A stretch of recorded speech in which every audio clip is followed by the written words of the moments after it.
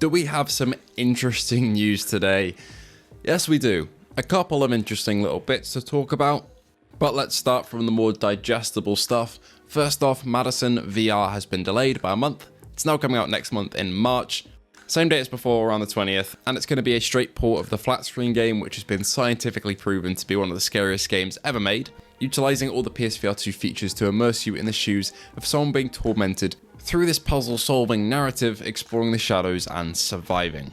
I'm not sure why the delay has actually happened. I don't think they've really delved into it. I'm assuming it's just for polish and making sure the game looks great and runs great.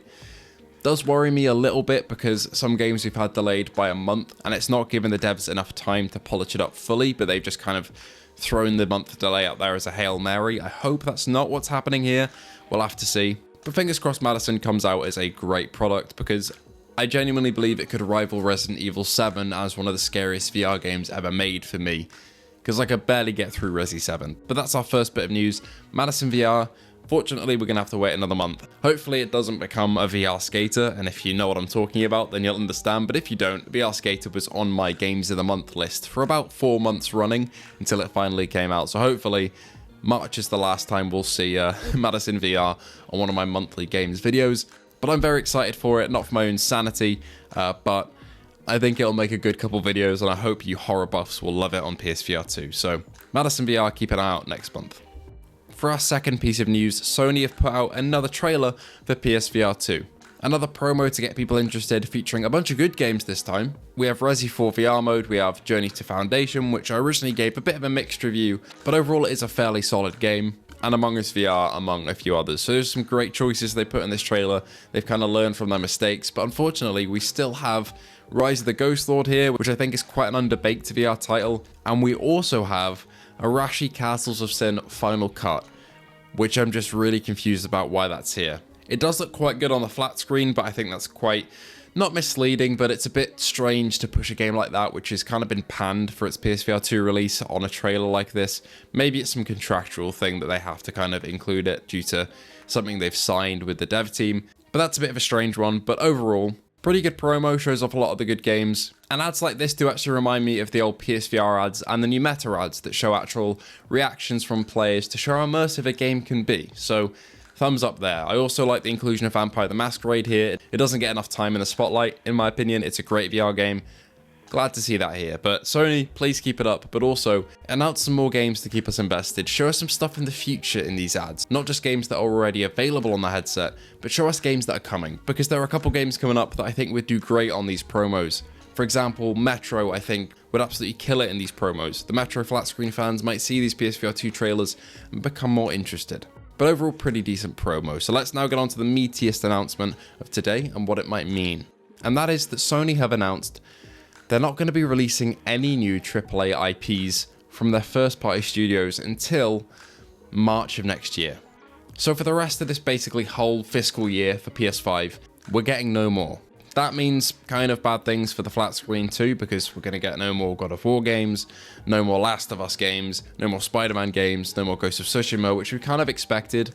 So to be honest, it's not that big of a blow, but it is a little bit for PSVR 2, especially for me, because it also means we're going to get no more first-party, big established IP PSVR 2 games coming over to the headset.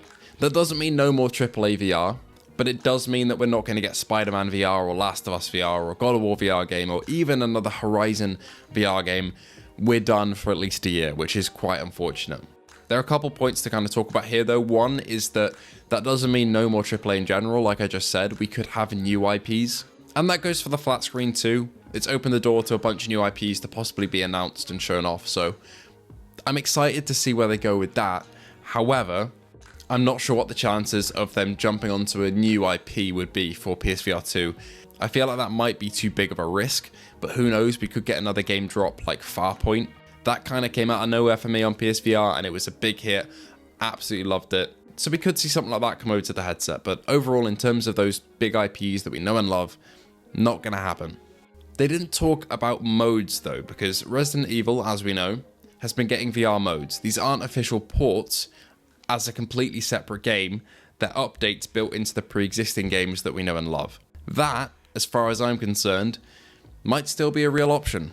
There are other flat screen games that could get the VR treatment, but not just as their own standalone title. Think of Resi 7, that could be ported over, because that doesn't fall under this category. Returnal, as an example, I'm not saying that will happen, but a game like that could get a VR mode as an update, and that wouldn't break the rule that Sony have set themselves of not releasing any pre-existing IP games before next March.